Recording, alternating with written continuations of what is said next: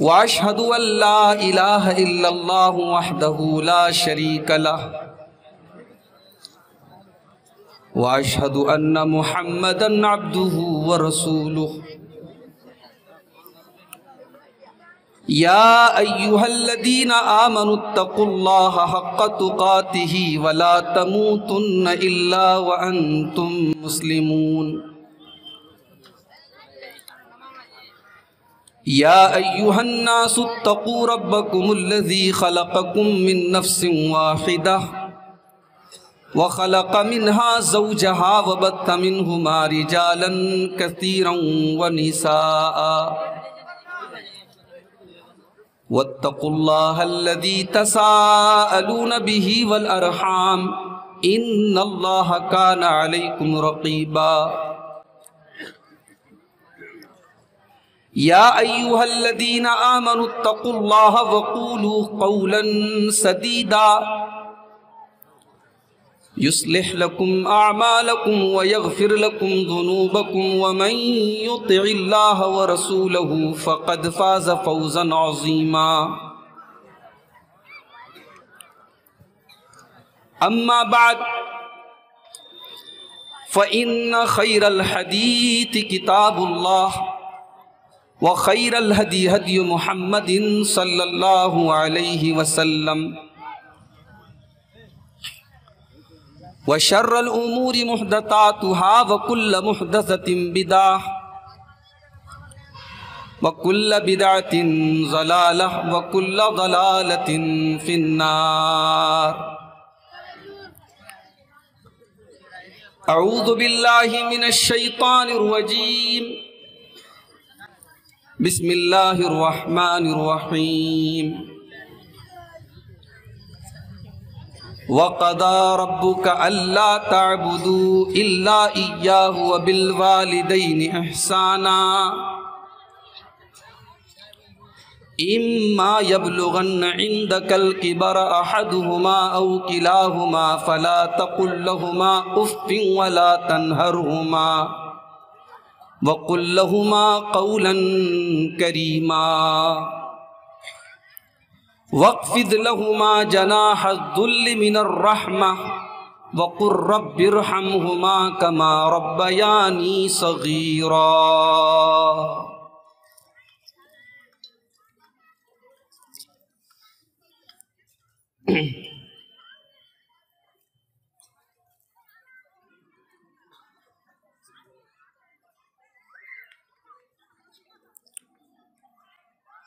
کردار فاضلانہ انداز دلبرانہ کردار فاضلانہ انداز دلبرانہ ہر بات ہر ادا تھی ان کی پیمبرانہ ہر بات ہر ادا تھی ان کی پیمبرانہ اپنوں سے تو محبت کرتے سبھی ہیں لیکن اپنوں سے تو محبت کرتے سبھی ہیں لیکن تھا دشمنوں سے ان کا انداز مشفقانہ تھا دشمنوں سے ان کا انداز مشفقانہ رب نے کہا احد کو سونا بنا کے دے دوں رب نے کہا احد کو سونا بنا کے دے دوں کر دوں عرب کو سارے تیرے لیے خزانہ کر دوں عرب کو سارے تیرے لیے خزانہ ترجیح آخرت کو دنیا پہ دی نبی نے ترجیح آخرت کو، دنیا پہ دی نبی نے فرمایا چند روزہ یہ زندگی فسانہ، فرمایا چند روزہ یہ زندگی فسانہ۔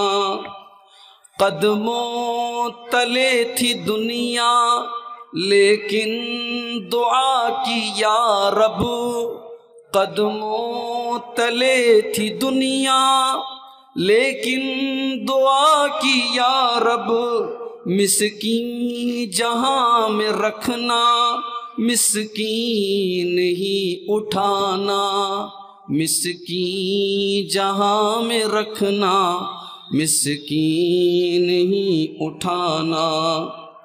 آب و کھجور پہ ہی اکثر کیا گزارا، 2 مہینے تک نبی کے گھر میں چولہا نہیں جلتا، کھجور کھا کر اور پانی پی کر اللہ کے نبی اور آپ کے گھر والے گزارا کرتے تھے۔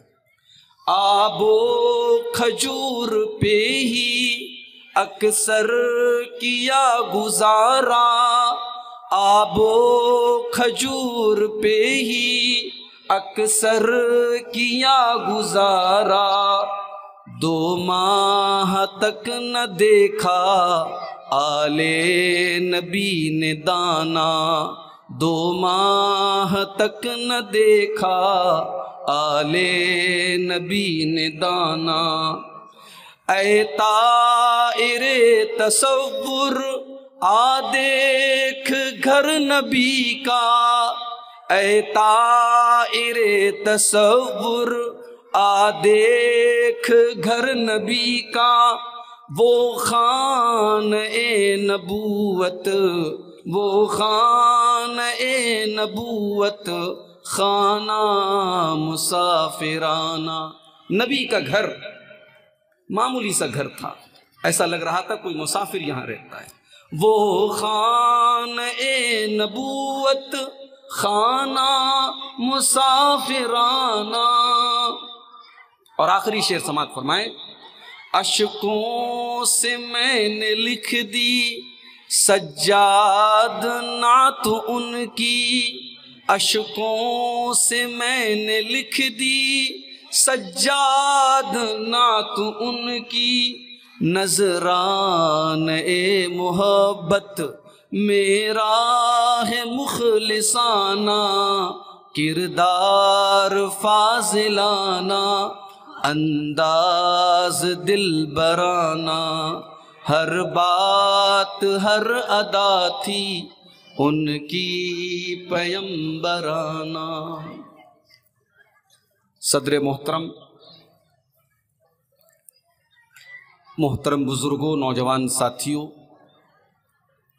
ماؤں اور بہنوں، پیارے بچوں، آج کا یہ پروگرام جو مسجد کی تعمیر اور ترقی کے لیے آپ کے علاقے میں رکھا گیا، اور ماشاء اللہ بڑے اچھے انداز میں مولانا حرمت صاحب ابھی چندہ کر رہے تھے، اور آپ حضرات دل کھول کر کے تعاون بھی کر رہے تھے۔ جن لوگوں نے اس مسجد میں دان دیا ہے، چاہے وہ رقم کی شکل میں، ہماری ماؤں بہنوں نے بھی مختلف سامان کی شکل میں تعاون کیا ہے، کچھ لوگوں نے میٹیریل دیا ہے، سیمنٹ اور وغیرہ وغیرہ۔ اللہ تعالیٰ سب کے چندے کو، سب کے دان کو اللہ تعالیٰ قبول کرے، اور مزید جن لوگوں نے ابھی تک حصہ نہیں لیا ہے، اللہ ان کو بھی اس کار خیر میں، اس نیک کام میں حصہ لینے کی توفیق عطا فرمائے۔ میرے بھائیوں، مجھے یہ اندازہ نہیں تھا کہ میری تقریر اتنے لاسٹ میں شروع ہو۔ میں نے یہ سوچا تھا 10 بجے، 10:15 بجے، 10:30 بجے تک تو میرا نمبر آ ہی جائے گا۔ کافی لیٹ 11 بجے کے بعد نمبر آیا ہے میرا، اور موسم کے گڑبڑ ہونے کے باوجود الحمدللہ پنڈال کے نیچے ہمارے مرد حضرات بھی اور ہماری مائیں بہنیں بھی بہت اچھی تعداد میں آئی ہیں۔ اللہ تعالی ہم سب کی اس حاضری کو بھی قبول فرمائے اور کہنے اور سننے سے زیادہ ہم سب کو عمل کرنے کی توفیق عطا فرمائے۔ میرے بھائیوں، میں نے آپ کے سامنے قرآن مجید کے 15ویں پارے کی 2 آیتیں پڑھی ہیں۔ یہ سورہ بنی اسرائیل کی آیت نمبر 23 اور 24 میں نے آپ کے سامنے پڑھی ہے۔ قرآن کا 15واں پارہ سورہ بنی اسرائیل آیت نمبر 23 سے لے کر کے 39 تک، 23 سے لے کر کے 39 تک، تقریباً 17 آیتیں ہیں۔ 23 سے لے کے 39 تک 17 آیتیں ہیں۔ ان 17 آیتوں میں اللہ تعالیٰ نے 15 بڑی قیمتی نصیحتیں ہمیں اور آپ کو کی۔ اللہ نے 15 ایسی باتیں بتائی ہیں جو پورے دین کا، پورے اسلام کا خلاصہ ہے۔ اور آج کی تقریر میں میں یہی 15 باتیں آپ کو بتانا چاہتا ہوں۔ یہ 15 باتیں پوری ہوں گی میں اسٹیج چھوڑ دوں گا۔ ان 15 باتوں کو اگر ہم نے سمجھ لیا، ہم سمجھو پورے دین کو سمجھ لیا، تو آپ سنیں گے انشاءاللہ۔ یہ اللہ کی نصیحت ہے۔ اللہ نے 15 نصیحت کی ہے ہمیں اور آپ کو۔ نصیحت بوجھتے پارے نہ بوجھتے پارے؟ نصیحت مطلب واعظ، کام کی بات، قیمتی بات، انمول بات۔ اللہ نے 15 انمول باتیں بتائی۔ تو چلیے شروع کرتے ہیں۔ قرآن کا 15واں پارہ سورہ بنی اسرائیل آیت نمبر 23۔ وَقَضَىٰ رَبُّكَ أَلَّا تَعْبُدُوا إِلَّا إِيَّاهُ وَبِالْوَالِدَيْنِ إِحْسَانًا۔ تمہارے پروردگار نے یہ حکم دیا ہے، یہ آدیش دیا ہے، یہ آرڈر دیا ہے کہ تم صرف اور صرف اسی کی عبادت کرو، اسی کی اپاسنا کرو۔ یہ پہلا حکم ہے۔ عبادت اگر کرو تو صرف اللہ کی کرو۔ اب آپ پوچھیں گے عبادت کیا ہے؟ تو عبادت کا مطلب ہر وہ کام جس سے اللہ تعالی راضی اور خوش ہوتا ہے۔ نماز بھی عبادت ہے، روزہ بھی عبادت ہے، زکوٰۃ بھی عبادت ہے، سر جھکانا بھی عبادت ہے، ہاتھ پھیلانا بھی عبادت ہے، مدد کے لیے پکارنا بھی عبادت ہے، قسم کھانا بھی عبادت ہے، بھروسہ کرنا بھی عبادت ہے۔ یہ سارے کے سارے کام اللہ کے لیے کرنا ہے۔ وَقَضَىٰ رَبُّكَ أَلَّا تَعْبُدُوا إِلَّا إِيَّاهُ۔ تمہارے رب کا یہ آدیش ہے، اس کا حکم ہے کہ تم عبادت کرو تو صرف اور صرف اللہ کی کرو، اس کے ساتھ تم کسی کو شریک نہ کرو، کسی اور کی تم قسم نہ کھاؤ، کسی اور کے اوپر تم بھروسہ مت کرو، کسی اور کے آگے سر نہ جھکاؤ۔ اسی لیے میرے پیارے بھائیوں، ہم 5 ٹائم کی نماز میں جب بھی اللہ کے سامنے کھڑے ہوتے ہیں، ہم بار بار اس بات کا اقرار کرتے ہیں، ایاک نعبد و ایاک نستعین، اے اللہ ہم تیری ہی عبادت کرتے ہیں اور تجھ ہی سے مدد مانگتے ہیں۔ عبادت ہوگی تو اللہ کی۔ اب آپ کہیں گے مولوی صاحب آپ کو ہم کو یہ بتانے کی ضرورت نہیں ہے، ہم سب اہل حدیث لوگ ہیں، ہم قبر پہ نہیں جاتے، ہم مزار پہ نہیں جاتے۔ بڑی اچھی بات ہے، مگر آپ کے کلیہ چک میں ہم نے یہ حالات بھی دیکھے ہیں کہ عورتیں اپنے بچوں کے بیمار ہونے پر ان کے گلے میں تعویذ پہناتی ہیں۔ ہم نے یہ بھی دیکھا ہے بچے بیمار ہو گئے، نظر لگ گئی، اب نظر کو دور کرنے کے لیے غلط طریقہ، مشرکانہ طریقہ اپنایا جاتا ہے، گلے میں دھاگا پہنایا جاتا ہے۔ اگر شوہر بیوی سے محبت نہیں کرتا تو بیوی کسی بابا کے پاس جاتی ہے اور بابا سے دھاگا لے کر کے باندھتی ہے یا شوہر کو باندھتی ہے۔ کیا یہ شرک نہیں ہے میرے بھائیو؟ اللہ کے نبی فرماتے ہیں ان الرقا والتمائم والتولۃ شرک، حرام چیزوں کو پڑھ کر کے دم کرنا، جادو منتر کو پڑھ کر کے دم کرنا، اور گلے میں تعویذ لٹکانا، اور میاں بیوی کے بیچ میں محبت پیدا کرنے کے لیے کوئی دھاگا پہننا، یہ تمام کی تمام چیزیں شرک ہیں، یہ شرک ہے۔ اور شرک اتنا بڑا گناہ ہے کہ اللہ نے قرآن میں اعلان کر دیا ہم سارے گناہوں کو معاف کر دیں گے مگر شرک کو معاف نہیں کریں گے۔ ان اللہ لا یغفر ان یشرک بہ ویغفر ما دون ذلک لمن یشاء، اللہ تعالیٰ سارے پاپوں کو تو معاف کر دے گا مگر شرک کو معاف نہیں کرے گا۔ تو پہلا حکم اللہ تعالیٰ یہی دے رہا ہے وَقَضَىٰ رَبُّكَ أَلَّا تَعْبُدُوا إِلَّا إِيَّاهُ، کہ تم عبادت کرو تو صرف اور صرف اللہ کی کرو، تم اللہ کے ساتھ کسی کو شریک نہ کرو۔ آج حالات یہ ہیں کتنے مسلمان ایسے ہیں، ابھی بنارس سے ایک پروگرام کے اندر میں جا رہا تھا اکبر پور میں، بنارس سے 150 کلومیٹر دور ایک جگہ ہے اکبر پور، میں وہاں جا رہا تھا۔ اکبر پور میں ایک بہت بڑی مزار ہے، بہت بڑا قبر ہے، کس کا؟ ایک بہت بڑے بابا ہیں، ان کا نام ہے حضرت مخدوم اشرف صاحب کا مزار ہے وہاں۔ اللہ کی قسم ٹرین میں مسلمان عورتوں اور مردوں کو میں نے اتنی محبت اور عقیدت کے ساتھ اس مزار کے لیے سفر کرتے ہوئے دیکھا، ایسا لگ رہا ہے یہ حج کرنے کے لیے جا رہے ہیں، یہ عمرہ کرنے کے لیے جا رہے ہیں۔ اور وہاں سے جب لوٹنے لگا دیکھا مزار کو دھونے کے بعد جو پانی نکلتا ہے اس پانی کو ڈرم اور برتن میں بھر کر کے اس کو تبرک سمجھ کر کے لوگ اپنے ساتھ لے کے جا رہے ہیں، جو پانی اتنا نجس اور ناپاک ہے کہ اس پانی سے استنجا کرنا بھی درست نہ مانا جائے، اس پانی کو لوگ تبرک سمجھ کر کے پی رہے ہیں۔ یہ مسلمان کا عقیدہ ہے میرے پیارے سے۔ دنیا کا سب سے بڑا پاپ اگر کوئی ہے تو شرک ہے، اللہ تعالیٰ شرک کو معاف نہیں کرے گا۔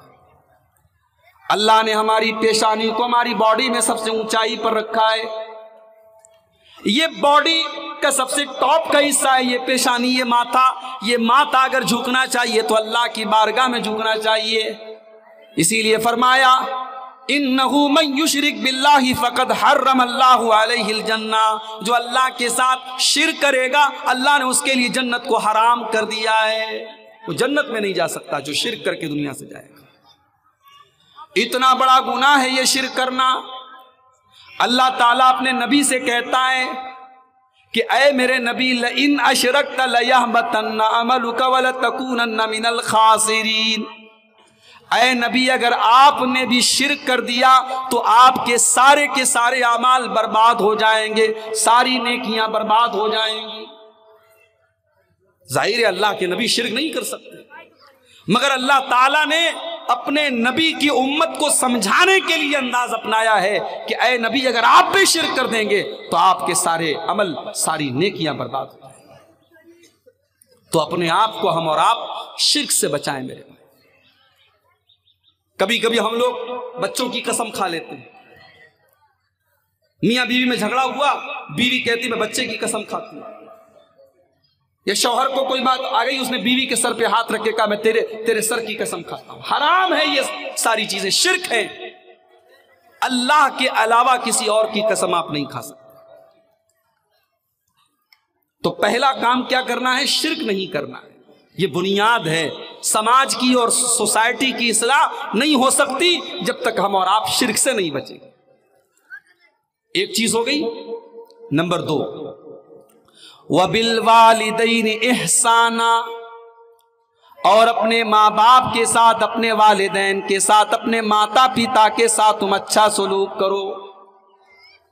سب سے پہلے اللہ تعالیٰ نے شرک سے منع کیا، اور شرک سے منع کرنے کے بعد دوسرے نمبر پر والدین کے ساتھ اچھا سلوک کرنے کا حکم دیا، اس لیے کہ ہمیں پیدا کرنے والا تو اللہ ہے، مگر ہمیں پیدا کرنے کا ذریعہ اس نے بنایا ہمارے ماں باپ کو۔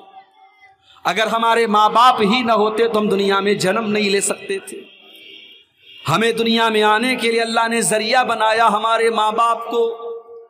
9 مہینے ہماری ماں نے اپنے پیٹ میں ہم کو رکھا اور دنیا کی سب سے بڑی تکلیف کو جھیل کر کے ہم کو جنم دیا. پھر اللہ تعالیٰ نے اس ماں کے بدن کے اندر ہماری خوراک کو رکھ دیا. اس ماں نے اپنے خون جگر کو دودھ کی شکل میں ہم کو پلایا. رات میں ہم نے بستر پہ پیشاب کر دیا, ہم نے گندگی کر دی, ہمارے اس گیلے بستر پر ماں لیٹ گئی اور سوکھے بستر پر اس نے اپنے بچے کو لٹایا. رات میں بچے کے پیٹ میں درد ہوا, بچہ رونے لگا, بچہ چلانے لگا. ماں اور باپ نے بچے کو چپ کرانے کے لیے پوری رات جاگ کر کے گزار دی. میرے پیارے ساتھیوں, یہ محبت اگر کوئی کرتا ہے تو ماں باپ اپنے بچوں سے کرتے ہیں. اسی لیے اللہ نے فرمایا وَبِالْوَالِدَيْنِ إِحْسَانًا, اپنے ماں باپ کے ساتھ تم اچھا سلوک کرو. اور جب تمہارے ماں باپ بڑھاپے کو پہنچ جائیں, جب تمہارے ماں باپ بڑھاپے کو پہنچ جائیں, بوڑھے ہو جائیں, تو جیسے بچہ جب کمزور ہوتا ہے, بچپن میں بچہ جب چھوٹا ہوتا ہے تو ہر بات کے لیے ضد کرتا ہے, لیکن جب وہی بوڑھا ہو جاتا ہے تو بڑھاپے کے اندر بھی وہ ساری چیزیں لوٹ آتی ہیں. جیسے بچے ضدی ہوتے ہیں ویسے بوڑھے لوگ بھی ضدی ہوتے ہیں. بوڑھے لوگوں کو بھی آپ دیکھیے بات بات پہ ضد کرتے ہیں, چڑچڑاپن آ جاتا ہے. جیسے بچہ کوئی چیز آج یاد ہے کل بھول گیا, بوڑھے لوگ بھی بہت جلدی بہت ساری چیزوں کو بھول جاتے ہیں. یعنی بڑھاپا ایک طریقے کا بچپن ہے. انسان کے بچپن لوٹ آتا ہے جب انسان بوڑھا ہوتا ہے. جب تمہارے ماں باپ بڑھاپے کو پہنچ جائیں تو اللہ فرماتا اما یبلغن عندک الکبر احدہما او کلاہما, جب تمہارے ماں باپ میں سے کوئی ایک یا دونوں بڑھاپے کو پہنچ جائیں, بوڑھے ہو جائیں. پہلے ایک کا ذکر کیا, پہلے کہا کہ کوئی ایک بوڑھا ہو جائے, اس لیے کہ اگر ماں اور باپ میں سے کوئی ایک اللہ کو پیارا ہو جائے اور ایک زندہ بچے تو جو ایک بچتا ہے وہ زیادہ پریشان رہتا ہے. جب تک بوڑھا بوڑھی دونوں زندہ ہیں, دونوں ایک دوسرے سے اپنا سکھ دکھ شیئر کر لیتے ہیں, اپنے دل کا غبار نکال لیتے ہیں, اپنے دل کی بھڑاس نکال لیتے ہیں. لیکن اگر ماں چلی جائے یا باپ چلا جائے تو جو اکیلا بچتا ہے وہ بہت پریشان رہتا ہے. اس کے پاس تو کوئی ہم سفر بھی نہیں ہوتا, اس کے پاس تو اپنا کوئی سکھ دکھ بانٹنے والا بھی نہیں ہوتا. اللہ فرماتا اما یبلغن عندک الکبر احدہما, جب تمہارے ماں باپ میں سے کوئی ایک بوڑھا ہو جائے, او کلاہما یا دونوں بوڑھے ہو جائیں, فلا تقل لہما اف, تو خبردار خبردار تم اپنے بوڑھے ماں باپ کو کبھی اف بھی نہ کہنا, اف بھی نہ کہنا. کسی کو تکلیف پہنچانے کا سب سے معمولی طریقہ ہے کہ ہم اس کو اف کہہ دیں. عربی زبان میں, عربی لینگویج میں, عربی بھاشا میں کسی کو تکلیف پہنچانے کے لیے سب سے چھوٹا اگر کوئی شبد ہوتا ہے تو اف ہوتا ہے. اللہ تعالیٰ نے سب سے چھوٹا شبد استعمال کیا, اپنے ماں باپ کو تم اف بھی نہ کہنا, یعنی زبان سے ان کو کبھی کوئی تکلیف نہ پہنچانا. ولا تنہرہما, ان سے ڈانٹ کر کے بات نہ کرنا, ان سے جھڑک کر کے بات نہ کرنا. وقل لہما قولا کریما, ان سے ادب سے بات کرنا, ان سے رسپیکٹ کے ساتھ بات کرنا, ان سے سمان کے ساتھ بات کرنا, ان سے عزت کے ساتھ بات کرنا. میرے پیارے نوجوان ساتھیوں, او میری نوجوان بہنوں, اپنے بوڑھے ماں باپ کا خیال رکھو. ان کی بہت ساری باتیں غلط ہو سکتی ہیں, ان کی بہت ساری باتیں آپ کو بری لگ سکتی ہیں, ان کی غلط باتوں کو بھی برداشت کر لیا کرو, ان کے غصے کو برداشت کر لیا کرو. جب تم چھوٹے تھے, جب تم بچپن میں تھے, تمہاری بہت ساری باتوں کو تمہارے ماں باپ نے برداشت کر لیا تھا. آج وہ بوڑھے ہو گئے, آج ان کی بہت ساری باتوں کو تم برداشت کر لیا کرو. اگر آپ کو بوڑھے ماں باپ ملے ہیں, میری ماں 2 سال پہلے انتقال کر گئی, 50 سال بھی عمر نہیں تھی میری ماں. آج ماں کے جانے کے بعد احساس ہوتا ہے کہ اللہ تعالیٰ نے کچھ اور دن زندہ رکھا ہوتا, کچھ خدمت کرنے کا موقع ملتا. جب تک انسان زندہ رہتا ہے, ہم اور آپ اس کی قدر نہیں کرتے. ہمیں لگتا ہے کہ چلو ہم یہ بھی کر لیں گے وہ بھی کر لیں گے، مگر زندگی اور موت اللہ نے اپنے اختیار میں لی ہے. آپ گارنٹی نہیں دے سکتے کب کس کی موت آ جائے. اگر آپ کے ماں باپ بڑھاپے میں ملے ہیں آپ کو تو موقع ملا ہے میرے پیارے بھائیوں اپنی مغفرت کروانے کا، اپنی بخشش کروانے کا. اس موقع کو گنوائیے مت. اللہ کے نبی جمعہ کے دن ممبر پہ چڑھتے ہیں، ممبر کی پہلی سیڑھی پر آپ قدم رکھتے ہیں، کہتے ہیں آمین. دوسری سیڑھی پر قدم رکھتے ہیں، کہتے ہیں آمین. تیسری سیڑھی پر قدم رکھتے ہیں، کہتے ہیں آمین. صحابہ نے کہا اللہ کے نبی آپ نے ممبر کی 3 سیڑھیوں پر قدم رکھ کر کے آمین آمین کہا، ہم کو بات سمجھ میں نہیں آئی. آپ نے فرمایا یہ میں نے جو آمین کہا ہے یہ حضرت جبریل علیہ السلام کی بد دعا کے اوپر آمین کہا ہے. انہوں نے بد دعا کی تھی، میں نے آمین کہا ہے. جب میں نے ممبر کی پہلی سیڑھی پر قدم رکھا، حضرت جبریل نے فرمایا رغیم انف من ادرک والدیہ، اس انسان کی قسمت پھوٹ جائے، وہ انسان برباد ہو جائے جو اپنے ماں باپ کو بڑھاپے کی حالت میں پائے اور اپنی بخشش نہ کروا سکے، اپنی معافی نہ کروا سکے. جبریل علیہ السلام نے جب یہ بد دعا کی میں نے آمین کہا. پھر میں نے ممبر کی دوسری سیڑھی پر قدم رکھا. جبریل نے کہا بربادی ہو اس انسان کے لیے جو رمضان کا مہینہ پائے. رمضان کا مہینہ آ رہا ہے نا، ریڈی ہیں آپ؟ آپ کے گھر میں کوئی بڑا مہمان آتا ہے، آپ چائے ناشتے کا انتظام کرتے ہیں. آج عبدالغفار صاحب آئے ہیں بنارس سے، میرے گھر میں آئے ہیں، بہترین کھانا آپ کھلاتے ہیں. اور اگر کوئی ایسا مہمان ہے جو بڑے فائدے کا سودا آپ کے لیے لے کے آیا ہو تو اس مہمان کی آپ بڑی عزت کرتے ہیں کیونکہ آپ کو لگتا ہے اس سے ہمارا فائدہ جڑا ہو. میرے پیارے ساتھیوں، رمضان کا مہینہ بھی بہت بڑا مہمان بن کر کے آ رہا ہے. اپنے اندر وہ مغفرت کو لے کر کے آ رہا ہے، رحمت کو لے کر کے آ رہا ہے، جہنم سے آزادی کو لے کر کے آ رہا ہے. میں آپ سے پوچھتا ہوں کہ آپ نے رمضان کے مہینے کے لیے کیا تیاری کی ہے؟ جب رمضان کا مہینہ آتا تھا اللہ کے نبی اپنے صحابہ کو خوشخبری دیا کرتے تھے.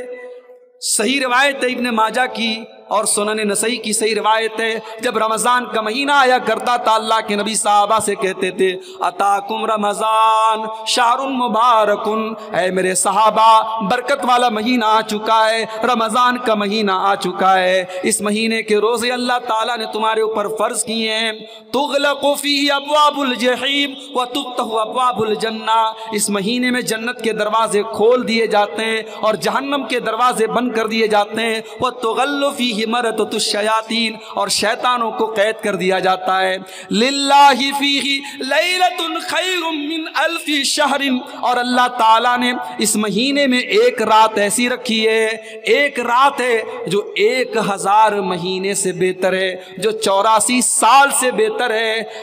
اے میرے امت کے لوگوں، اس رات کو جو نہیں پا سکا، اس سے جو محروم رہ گیا، اس سے بڑا بد نصیب کوئی نہیں ہے. یہ ہے رمضان کا مہینہ. تو رمضان ہمیں بخشوانے کے لیے آتا ہے.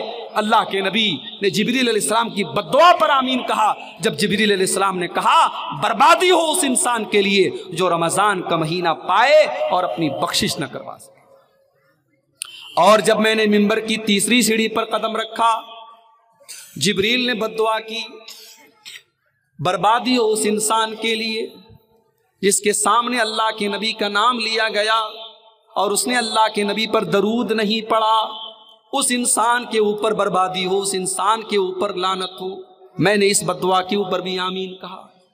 غور کیجئے، اگر بوڑھے ماں باپ آپ کو ملے ہیں اور آپ ان کی خدمت کر کے اپنے آپ کو جنت کا حقدار نہیں بنا سکے میرے پیارے ساتھیوں، تو اللہ کے نبی اس بد دعا پر آمین کہہ رہے ہیں اور جبریل جو فرشتوں کے سردار ہیں وہ بد دعا دے رہے ہیں کہ ایسا انسان برباد ہو جائے. اس لیے اپنے بوڑھے ماں باپ کا خیال رکھو، ان کی خدمت کرو، ان کی قدر کرو. اس کے بعد فرمایا وَاخْفِضْ لَهُمَا جَنَاحَ الذُّلِّ مِنَ الرَّحْمَةِ، اپنے ماں باپ کے لیے تم بازو کو بچھا دو. کیا مطلب؟ کبھی چڑیا کو آپ نے دیکھا ہوگا، چڑیا اپنے بچے کو اپنے پر کے اندر سمیٹ لیتی ہے. اللہ نے فرمایا وَقْفِزْ لَهُمَا جَنَاحَ الذُّلِّ مِنَ الرَّحْمَةِ، اپنے ماں باپ کے لیے اپنی رحمت کے بازو کو بچھا دو۔ اس کا مطلب یہ ہوا کہ اپنے ماں باپ کے سامنے کبھی تکبر نہ کرنا، کبھی اہنکار نہ کرنا، کبھی اپنے آپ کو بڑا نہ سمجھنا۔ تم دنیا کی بڑی سے بڑی پوسٹ پر چلے جاؤ، جتنی بھی ترقی کر لو، جتنے بڑے بھی تم آفیسر بن جاؤ، جب اپنی ماں کے پاس بیٹھا کرو، جب اپنے باپ کے پاس بیٹھا کرو تو اپنے آپ کو چھوٹا سمجھا کرو۔ تم جتنی بھی ترقی کر لو اپنی ماں سے بڑے نہیں ہو سکتے، اپنے باپ سے بڑے نہیں ہو سکتے۔ جب ماں کے پاس بیٹھو تو یہ سوچ کر کے بیٹھو اس کے پیروں کے نیچے میری جنت ہے، اور جب باپ کے پاس بیٹھو تو یہ سوچ کر کے بیٹھو یہ جنت کا دروازہ ہے۔ وَقْفِزْ لَهُمَا جَنَاحَ الذُّلِّ مِنَ الرَّحْمَةِ، اپنے ماں باپ کے لیے رحمت کے بازو کو بچھا دو۔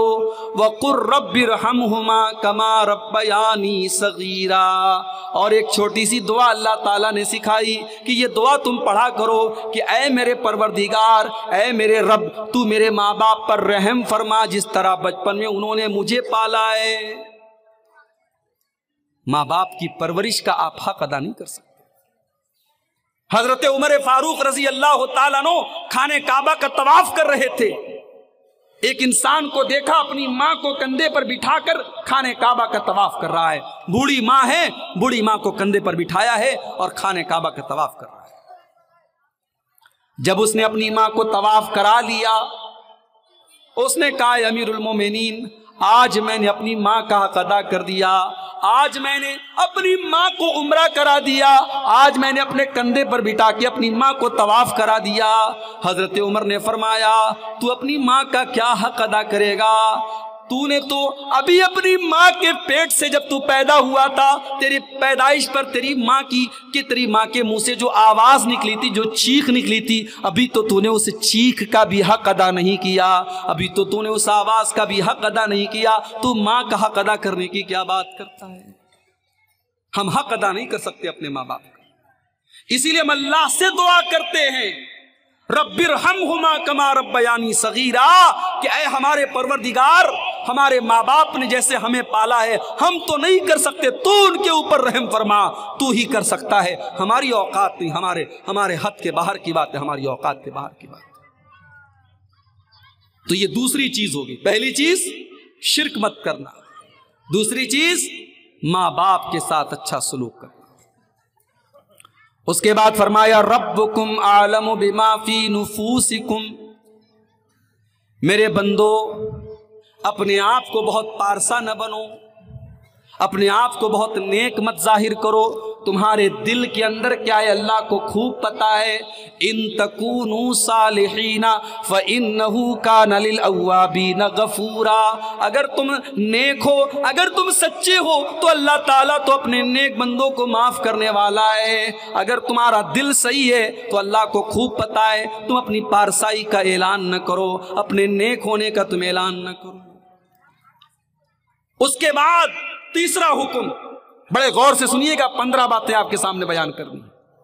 پہلا حکم شرک مت کرنا، دوسرا حکم ماں باپ کے ساتھ اچھا سلوک کرنا، اب تیسرا حکم سن لیجئے وَآتِ ذَا الْقُرْبَى حَقَّهُ وَالْمِسْكِينَ، اور اپنے رشتہ دار کو اس کا حق دو، اور غریب انسان کو اس کا حق دو، اور مسافر کو اس کا حق دو۔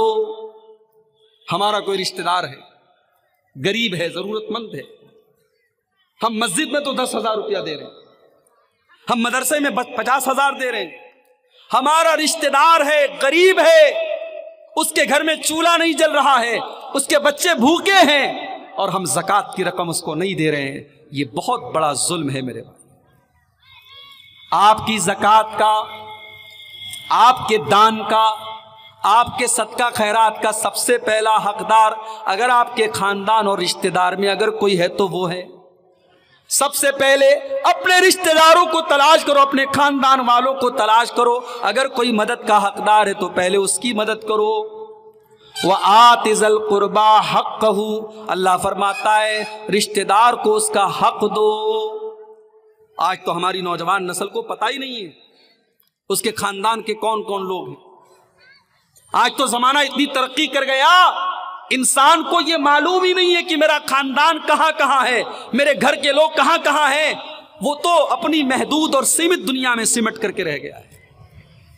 اسی لیے اللہ کے نبی فرماتے ہیں تعلموا من انسابکم ما تصلون به ارحامکم، اپنے رشتہ داروں کو پہچاننے کی کوشش کرو تاکہ تم ان کے ساتھ رشتہ جوڑ سکو، ان کے سکھ دکھ میں کام آ سکو۔ یاد رکھو کہ جب تم اپنے رشتہ داروں سے رشتہ جوڑتے ہو فَإِنَّهَا مَحَبَّةٌ فِي الْأَهْلِ وَمَنْسَاتٌ فِي الْأَسَرِ، اس سے خاندان میں محبت پیدا ہوتی ہے اور مال میں برکت پیدا ہوتی ہے۔ رشتہ داروں کے اوپر خرچ کرنے سے مال کم نہیں ہوتا ہے، اپنے رشتہ داروں کے اوپر خرچ کیجئے، اپنے سکھ اور دکھ میں ان کو شامل کیجئے، یہ قرآن کا حکم ہے۔ آج تو ہم نے رشتے توڑ کے بیٹھے ہم اور آپ، بھائی بھائی سے آج ناراض ہے، کتنی جگہوں پر تو باپ بیٹے سے بات نہیں کر رہا ہے، کتنے خاندان میں رشتے آج ہم توڑ کر کے بیٹھے ہیں۔ اور اتنا ہی نہیں، مرنے کے پہلے ہم وصیت کر کے جاتے اپنے بچوں کو کہ فلاں سے تم رشتہ مت رکھنا، میں نے ساری زندگی رشتہ توڑ کے رکھا ہے، تو بھی رشتہ توڑ کے رکھنا۔ ہم اپنے بچوں کو وصیت کر کے جاتے ہیں، منع کر کے جاتے ہیں۔ یہ حالات ہیں۔ او لوگو، رشتہ توڑنے والے مت بنو، رشتہ جوڑنے والے بنو۔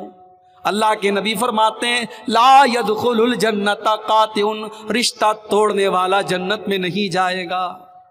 اللہ کے نبی صلی اللہ علیہ وسلم فرماتے ہیں لا يحل لمسلم ان یاجر اخاہ فوق ثلاث، 3 دن سے زیادہ کسی رشتہ دار سے تعلق توڑ لینا، قطع تعلق ہی کر لینا جائز نہیں ہے۔ 3 دن میکسیمم، ادھکتم 3 دن تک آپ کسی سے بات چیت بند کر سکتے ہیں، اس سے زیادہ بات چیت بند کرنا حرام ہے۔ لوگ بہنوں سے بات نہیں کرتے، باپ بیٹے سے بات نہیں کرتا، بھائی بھائی سے بات نہیں کرتا، ذرا سی کوئی بات ہو گئی ساس بہو سے بات نہیں کرتی، بہو ساس سے بات نہیں کرتی۔ یہ نبی کی حدیث ہمیشہ یاد رکھو۔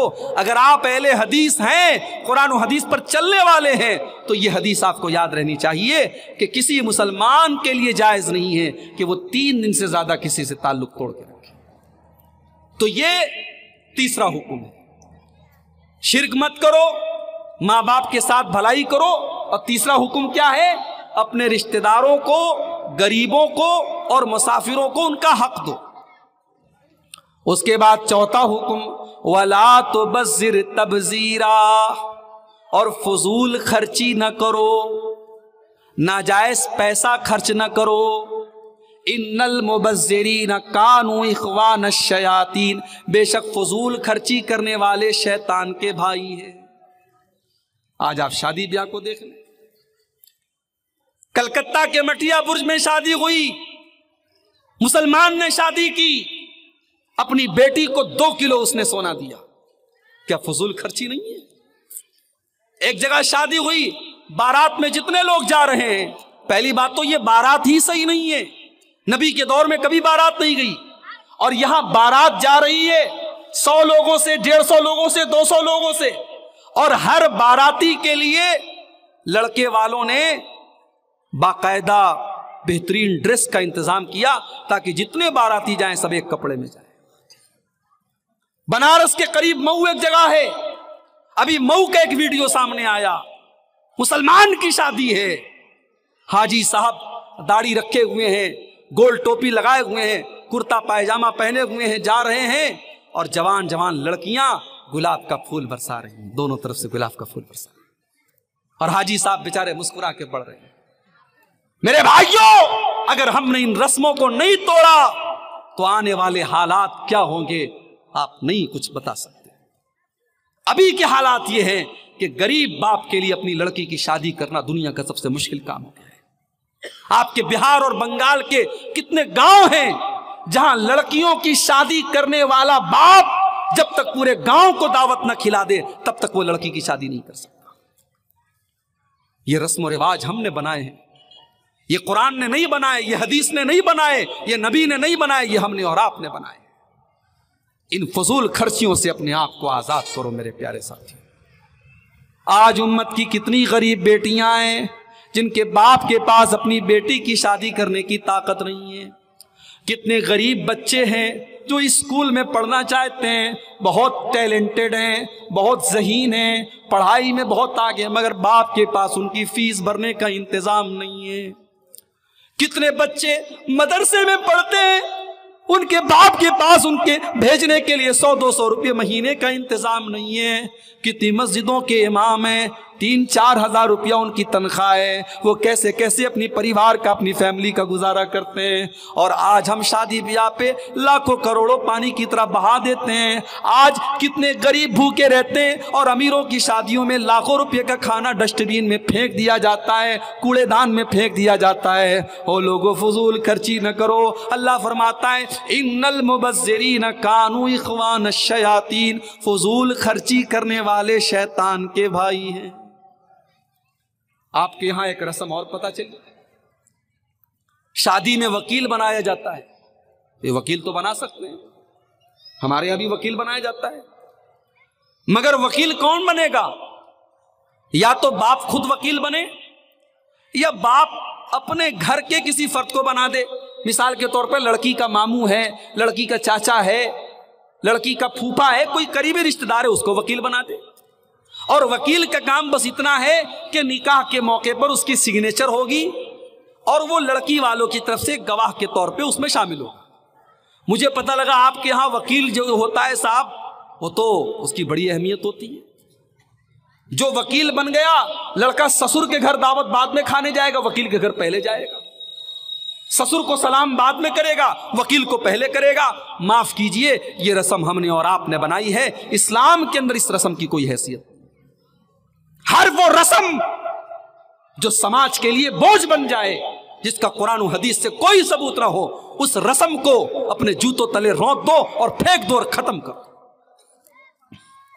یہ جہیز کی رسم، یہ بارات کی رسم، یہ ہلدی کی رسم، یہ منگنی کی رسم، صرف منگنی کی فنکشن پر آج لاکھوں روپے خرچ ہو۔ ہلدی والے دن ساری لڑکیاں ہلدی کلر کا کپڑا پہن رہی ہیں، ناچ گانا ہو رہا ہے۔ شادی والے دن ویڈیو ریکارڈنگ ہو رہی ہے صاحب، ویڈیو ریکارڈنگ والا کیمرہ لے کے عورت کے دلہن کے کمرے میں گھس رہا ہے، ہمارے اور آپ کے گھر کی عورتوں کا فوٹو لے رہا ہے، ویڈیو لے رہا ہے۔ کہاں چلی گئی ہماری غیرت؟ کہاں چلی گئی ہماری شرم و حیا؟ ارے ہم مسلمان ہیں، ہماری پہچان ہے تو ہماری غیرت سے ہے، ہماری پہچان ہے تو ہماری شرم و حیا سے ہے۔ جو بے غیرت ہو جائے، جو بے حیا ہو جائے، جو بے شرم ہو جائے، پھر وہ اسلام سے اس کا کوئی تعلق نہیں۔ اس لیے فضول خرچی کے ان تمام راستوں کو بند کرو میرے بھائیوں، نکاح کو آسان کرو۔ اور آگے ابھی بات آئے گی، ان 15 باتوں میں ایک بات یہ بھی ہے کہ زنا کے قریب مت جاؤ، اس پر ہم بات کریں گے کہ زنا کے قریب جانے سے اللہ نے منع کیا ہے، کون کون سی چیزیں ہیں جس کی وجہ سے آج سماج میں زنا ہو رہا ہے۔ ابھی بات آگے آ رہی ہے، ہم بتا رہے ہیں اس کے بارے میں۔ تو پہلا حکم ہے شرک مت کرو، دوسرا حکم ماں باپ کے ساتھ اچھا سلوک کرو، تیسرا حکم رشتہ داروں کے ساتھ، غریبوں کے ساتھ اور مسافروں کے ساتھ ان کو ان کا حق دو، اور چوتھا حکم فضول خرچی نہ کرو، بے شک فضول خرچی کرنے والے شیطان کے بھائی ہیں۔ وَكَانَ الشَّيْطَانُ لِرَبِّهِ كَفُورًا، اور شیطان اپنے رب کا بہت بڑا ناشکرا ہے۔ تم ناشکرے مت بنو، تم کو اللہ نے دولت سے نوازا ہے، پیسے سے نوازا ہے، صحیح جگہ اپنا مال خرچ کرو، اس لیے کہ قیامت کے دن مال کا بھی حساب دینا پڑے گا۔ 5 سوالوں کا جواب عبد الغفار صاحب کو بھی دینا پڑے گا، سبھاپتی صاحب کو بھی دینا پڑے گا، آپ کو بھی دینا پڑے گا، مجھ کو بھی دینا پڑے گا۔ 5 سوال کا جواب دیے بغیر ہم ہل نہیں سکتے قیامت کے دن۔ ان 5 سوالوں میں ایک سوال یہ بھی ہوگا، وَعَن مَالِهِ مِنْ أَيْنَ اكْتَسَبَهُ وَفِيمَا أَنفَقَهُ، میرے بندے ہم نے تجھ کو مال دیا تھا، تو نے مال کہاں سے کمایا اور کہاں پر تو نے خرچ کیا، مال کا حساب دینا پڑے گا۔ اس کے بعد اگلا حکم، وَإِمَّا تُعْرِضَنَّ عَنْهُمُ ابْتِغَاءَ رَحْمَةٍ مِّن رَّبِّكَ تَرْجُوهَا فَقُل لَّهُمْ قَوْلًا مَّيْسُورًا، اگر تمہارے دروازے پر کوئی مانگنے والا آیا، کوئی فقیر آیا، کوئی سائل آیا، اور تمہیں اس کو دینے کے لائق پیسہ نہیں ہے، طاقت نہیں ہے، تو تم نرمی کے ساتھ، پریم کے ساتھ، محبت کے ساتھ میٹھی بولی بول کر کے اس کو ودا کر دو۔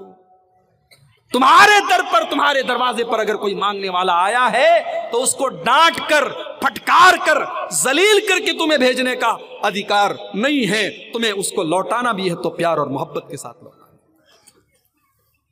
آج تو ہم لوگ دان بھی کرتے ہیں تو احسان جتا کے کرتے ہیں. غریب کو کمبل بانٹ رہے ہیں تو فوٹو کھینچ رہے ہیں اس کا. رمضان کے مہینے میں کسی کو راشن کی کٹ دے رہے ہیں تو پہلے فوٹو لیتے, ویڈیو بناتے, اس کے اخبار میں فوٹو آتا ہے, فیس بک پر فوٹو آتا ہے, تب بیچارے کی مدد کرتے ہیں.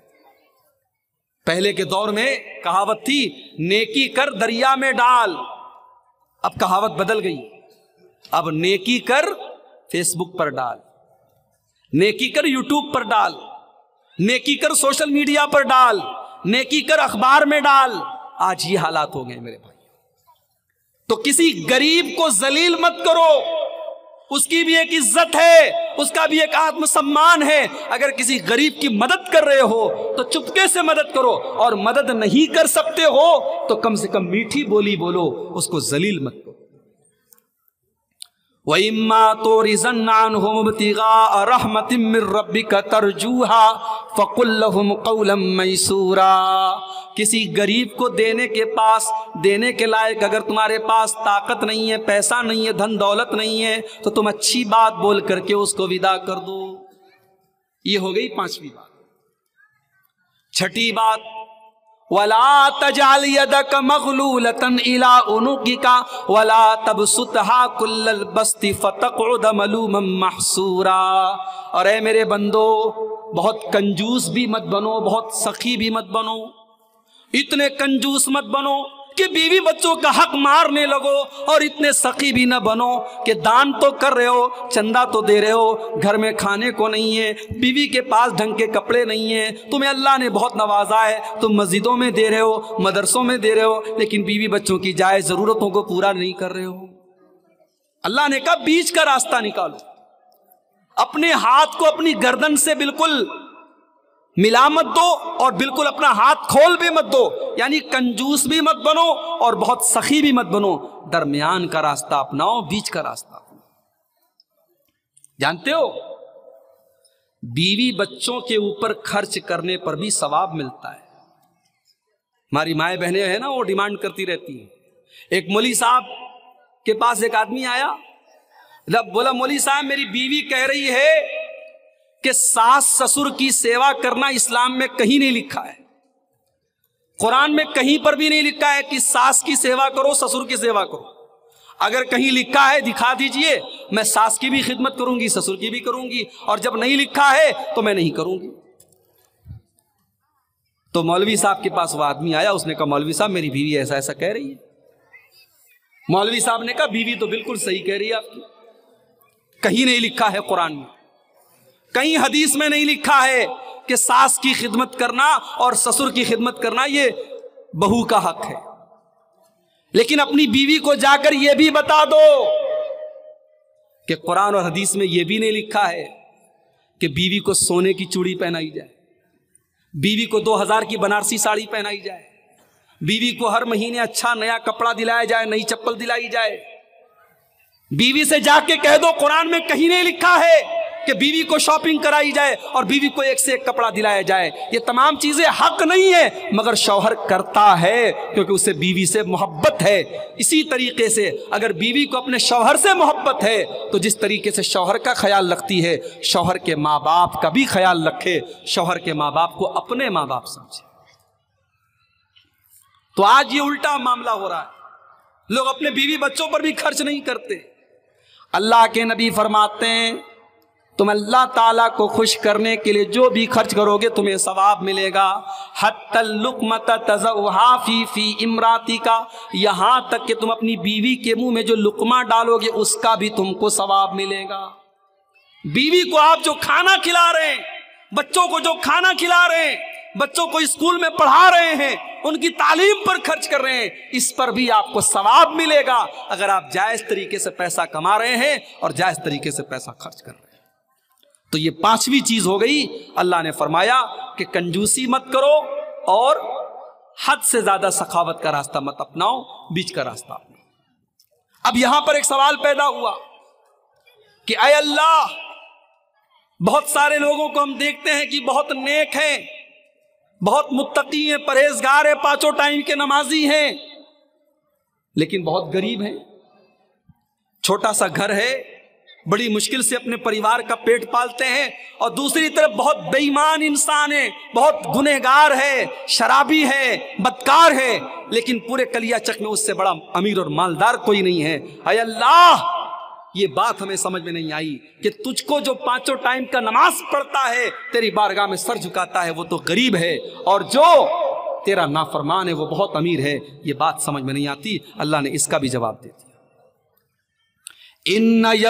ان ربک یبسط الرزق لمن یشاء من عبادہ ویقدر، تمہارا رب جس کے لیے چاہتا ہے روزی کو کھول دیتا ہے، اور جس کے لیے چاہتا ہے روزی کو تنگ کر دیتا ہے، جس کو چاہتا ہے کروڑ پتی بنا دیتا ہے، جس کو چاہتا ہے غریب بنا دیتا ہے۔ انہو کان بعبادہ خبیرا بصیرا، اللہ کو خوب پتہ ہے کس کو دولت دینی چاہیے، کس کو نہیں دینی چاہیے۔ دولت دینے کا مطلب یہ نہیں ہے کہ اللہ اس سے خوش ہو گیا اور کسی کو دولت نہیں دی، اس کا یہ مطلب نہیں کہ اللہ اس سے ناراض ہے۔ دولت کی تقسیم تو اللہ اپنی حکمت کے ساتھ کرتا ہے، کسی کو امیر بنایا، کسی کو غریب بنایا، کسی کو محل میں رکھا، کسی کو جھوپڑی میں رکھا۔ اس کا یہ مطلب نہیں کہ امیر سے اللہ خوش ہو گیا اور غریب سے ناراض ہو گیا۔ اس کے بعد بڑے غور سے سنیے گا، چھٹی چیز، وَلَا تَقْتُلُوا أَوْلَادَكُمْ خَشْيَةَ إِمْلَاقٍ، اور اے ایمان والو، اپنی اولاد کو تم قتل نہ کرنا، اپنی اولاد کی ہتیا نہ کرنا، فاقہ کشی کے ڈر سے، اس ڈر سے کہ تمہاری اولاد کل کیا کھائے گی، اس کو کھانا کیسے نصیب ہوگا، اس ڈر سے اپنی اولاد کو قتل نہ کرنا۔ ان قتلہم نحن نرزقہم وإیاکم، تمہاری اولاد کو بھی روزی ہم دیتے ہیں اور تم کو بھی روزی ہم دیتے ہیں۔ ان قتلہم کان خطأ کبیرا، اولاد کو قتل کرنا بہت بڑا گناہ ہے۔ اللہ کے نبی جب دنیا میں آئے تو عرب کے اندر کچھ قبیلے ایسے بھی تھے جہاں لڑکیوں کو پیدا ہونے کے بعد مار ڈالا جاتا تھا، لڑکیوں کو، عورتوں کو پیدا ہونے کے بعد زمین میں گاڑ دیا جاتا تھا، اور یہی ڈر ستاتا تھا لوگوں کو کہ یہ لڑکی کل بڑی ہوگی، اس کی شادی کرنی پڑے گی، اس پر پیسہ خرچ کرنا پڑے گا، لڑکا ہوگا تو کما کے لائے گا، لڑکی کے اوپر تو خرچ کرنا پڑے گا۔ یہی سوچ تھی، وہ لڑکیوں کو پیدا ہونے کے بعد زمین میں گاڑ دیتے تھے۔ 1400 سال گزر گئے، انسان آج بہت ترقی کر گیا، چاند پر پہنچ گیا، راکٹوں کی سیر کرنے لگا، زمانہ بہت ترقی کر گیا، مگر لڑکیوں کے متعلق جو سوچ تھی وہ آج بھی نہیں بدلی۔ 1400 سال پہلے بھی لڑکیوں کو قتل کر دیا جاتا تھا، اور آج بھی لڑکیوں کو قتل کر دیا جاتا ہے۔ میرے پیارے بھائیوں، 1400 سال پہلے پیدا ہونے کے بعد مارا جاتا تھا، اور آج پیدا ہونے بھی نہیں دیا جاتا۔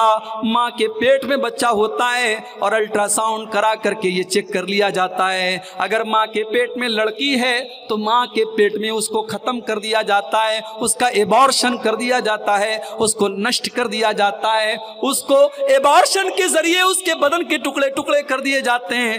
آپ جا کر کے یوٹیوب کے اوپر ویڈیو دیکھ لیجئے میرے بھائیوں، جب ایبارشن ہوتا ہے اس معصوم بچے کو کیسے ماں کے پیٹ میں اس کی بوٹی بوٹی کاٹی جاتی ہے، کیسے اس کے ٹکڑے ٹکڑے کیے جاتے ہیں۔ ارے اس معصوم کا کیا قصور ہے، اس کو دنیا میں آنے کے پہلے ہی تم نے مار دیا۔ اولاد کا قتل آج بھی ہو رہا ہے، آج بھی اسپتالوں کے باہر ڈسٹ بین میں اور کوڑے دان میں آپ کو معصوم بچیوں کی لاش مل جائے گی، پیدا ہونے کے بعد ان کو ڈسٹ بین میں ڈال دیا گیا اور پھینک دیا گیا۔ آج کی اس ماڈرن دنیا میں، اس پڑھی لکھی دنیا میں، اس سویلڈ دنیا میں، اس تہذیب یافتہ دنیا میں یہ ہو رہا ہے۔ وَلَا تَقْتُلُوا أَوْلَادَكُمْ خَشْيَةَ إِمْلَاقٍ، پیٹ کے ڈر سے اپنی اولاد کو قتل نہ کرو۔ تم کو بھی روزی ہم دیتے ہیں، تمہاری اولاد کو بھی روزی ہم دیتے ہیں، تم یہ مت سمجھو کہ اپنے بچوں کو تم کھلاتے ہو، نہیں نہیں۔ 2013 میں میری شادی ہوئی اور 2014 میں میری پہلی بیٹی سندس ہوئی۔ میں اپنا واقعہ آپ کو بتا رہا ہوں، سچا واقعہ۔ 2013 میں جب میری شادی ہوئی میں نے محسوس کیا کہ میری جو آمدنی ہے، میری جو روزی روٹی ہے، شادی کے بعد اللہ تعالیٰ نے اس میں اور برکت دی۔ جب میری شادی ہوئی، میری بیوی کی تقدیر بھی میرے ساتھ جڑ گئی، اللہ نے میری بیوی کے حصے کی روزی بھی مجھ کو دی۔ اور 2014 میں جب میری پہلی بچی ہوتی ہے، میں نے محسوس کیا کہ میری روزی میں اور برکت ہوئی، اس لیے کہ اب ایک بیٹی کی تقدیر بھی میرے ساتھ جڑ گئی۔ اور 2018 میں جب دوسری بچی مجھے ہوتی ہے، میں نے اپنی روزی روٹی میں اور برکت محسوس کی، اس لیے کہ اب میرے ساتھ میری بیوی کے ساتھ ساتھ دو بچوں کی تقدیر بھی میرے ساتھ جڑ گئی ہے۔ میرے پیارے ساتھیوں، آپ کبھی یہ نہ سمجھیے کہ آپ کے بچے کو آپ کھلا رہے ہیں، نہیں، آپ کا بچہ جب آتا ہے اپنے حصے کی وہ روزی لے کر کے آتا ہے، اس کے حصے کی روزی بھی اللہ تعالیٰ آپ کو عطا کریں گے۔ شرط یہ ہے کہ آپ حلال طریقے سے محنت کرتے رہیے۔ اللہ نے فرمایا نحن نرزقہم وإیاکم، تمہاری اولاد کو بھی ہم روزی دیتے ہیں اور تم کو بھی ہم روزی دیتے ہیں، اس لیے اپنی اولاد کو قتل نہ کرنا۔ کلکتہ چلے جاؤ، کتنے غیر مسلم آپ کو ملیں گے، وہ رکشہ چلا رہے ہیں، وہ آٹو چلا رہے ہیں، وہ ٹوٹو چلا رہے ہیں، بہت غریب انسان ہیں مگر اپنی بیٹی کو تعلیم دلا رہے ہیں، اپنے بیٹوں کو پڑھا رہے ہیں۔ اور آپ کلیا چک میں چلے جاؤ، مالدہ میں چلے جاؤ، لڑکا جوان ہوا، لڑکا بڑا ہوا اور ابھی تو 12 سال کا 13 سال کا ہوا، اس کی اسکول کی تعلیم چھڑا دی گئی، اس کی پڑھائی کو روک دیا گیا اور بچے کو کام پہ لگا دیا گیا۔ میرے پیارے ساتھیوں، اپنے بچوں کو تعلیم سے روکنا، اپنے پیٹ کے لیے، اپنی روزی روٹی کے لیے اپنے بچوں کو تعلیم سے محروم کرنا، یہ بھی ان کو قتل کرنے کے برابر ہے، یہ بھی ان کی ہتیا کرنے کے برابر ہے۔ اگر آپ کا بچہ پڑھنے کا شوق رکھتا ہے، اگر پڑھنے میں ذہین ہے، ٹیلنٹڈ ہے، آپ اپنے کاروبار اور اپنی آمدنی کو قربان کر دو، اپنے بچے کو اعلیٰ تعلیم دلاؤ۔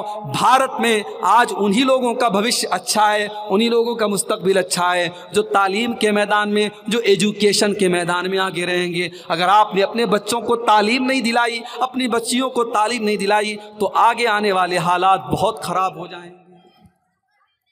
اپنی اولاد کو قتل مت کرو، اپنی اولاد کی تعلیم اور تربیت سے محروم کرنا بھی ان کو قتل کرنے کے برابر ہے۔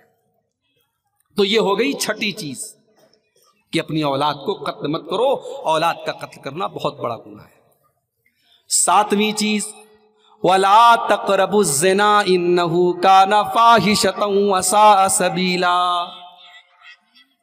اور اے میرے بندو، تم زنا کے قریب نہ جانا، یہ زنا بہت گندا کام اور بہت برا راستہ ہے۔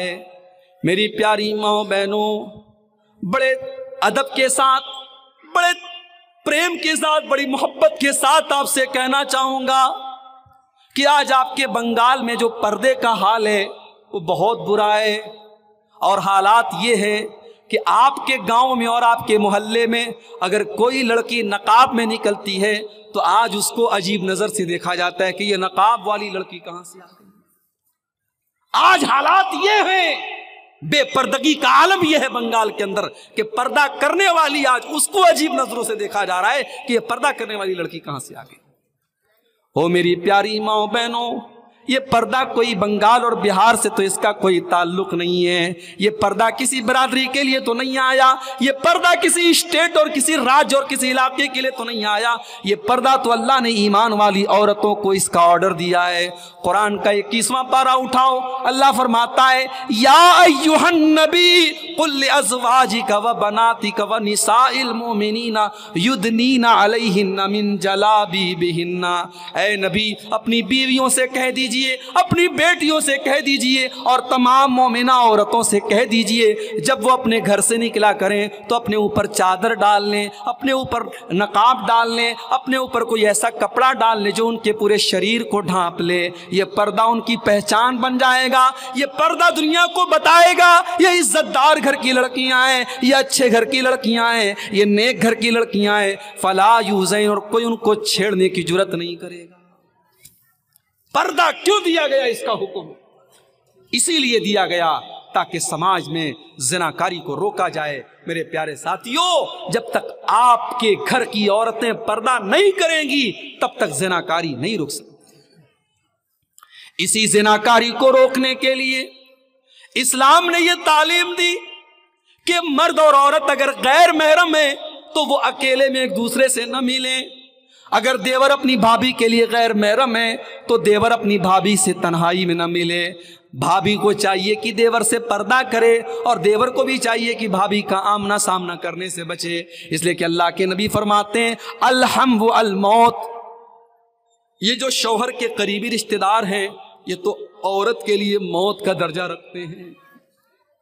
جیجا اپنی سالی کے لیے اور دیور اپنی بھابھی کے لیے موت کا درجہ رکھتا ہے، اس لیے کہ یہ وہ رشتے ہوتے ہیں جس میں عام طور سے بڑی لاپرواہی ہوتی ہے.